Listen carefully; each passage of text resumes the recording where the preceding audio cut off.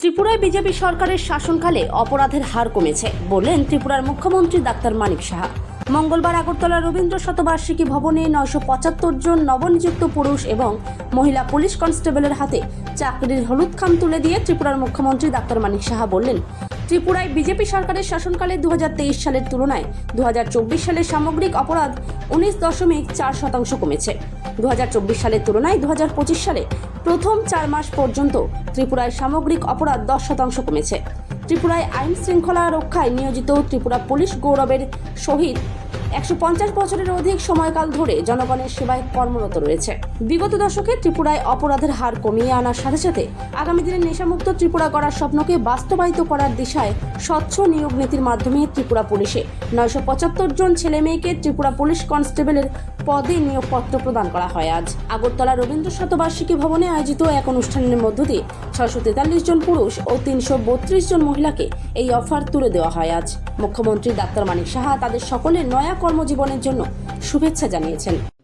পত্র প্রদান অনুষ্ঠান, সেই অনুষ্ঠানে আমাদের মাঝে উপস্থিত আছেন যিনি একটু আগে ওনার মূল্যবান বক্তব্য আমাদের সামনে রেখেছেন,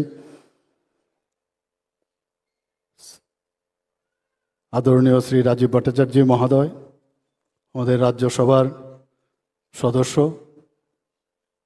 আমাদের মাঝে উপস্থিত আছেন ত্রিপুরা সরকারের মাননীয় মন্ত্রী শ্রী সুশান্ত চৌধুরী মহোদয়, শ্রী টিঙ্কু রায় মহোদয়,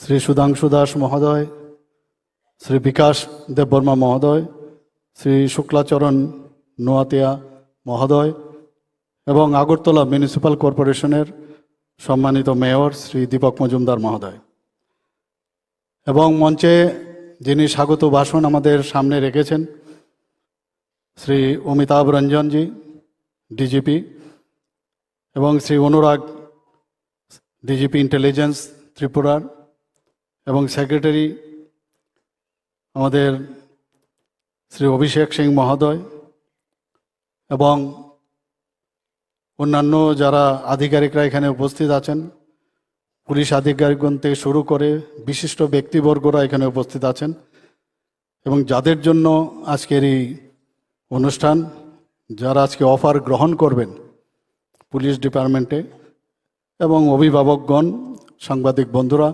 সবাইকে আমি অভিনন্দন জানাচ্ছি এবং শুভেচ্ছাও জানাচ্ছি।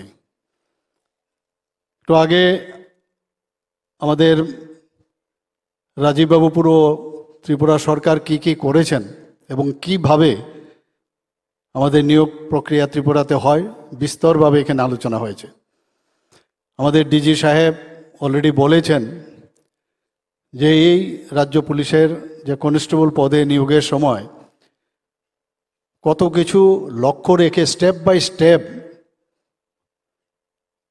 সেটাকে ফলো করে মাঝে মধ্যে আমাদের সাথেও কথা বলেছেন যেখানে সমস্যা হয়েছে, ট্রান্সপারেন্সির মাধ্যমে এই যে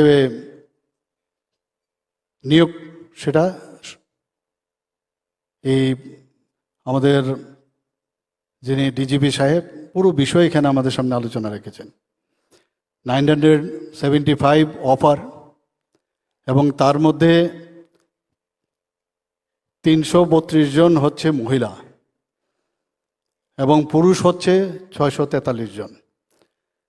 এটা কিন্তু চারটিখানি কথা নয়, বহুদিন ধরে এই পুলিশ কনস্টেবল এবং মহিলাদের কনস্টেবল পদে নিয়োগের জন্য কত রকমের কথা হচ্ছিল, কবে হবে, দেবেন কি না ইত্যাদি।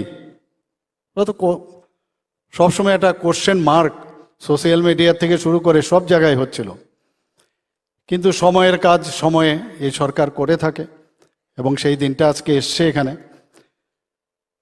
এবং আমার মনে হয় যে যারা আজকে অফার এখানে নিতে এসছেন, এই দিনটি কিন্তু আপনাদের কাছে একটা স্মরণীয় দিন, এবং আপনাদের যে স্বপ্ন এতদিন ধরে দেখেছেন, এখানে বলা হয়েছে এখন যারা যারা আজকে অফার যাদেরকে দেওয়া হবে, দে আর অল ট্যালেন্টেড।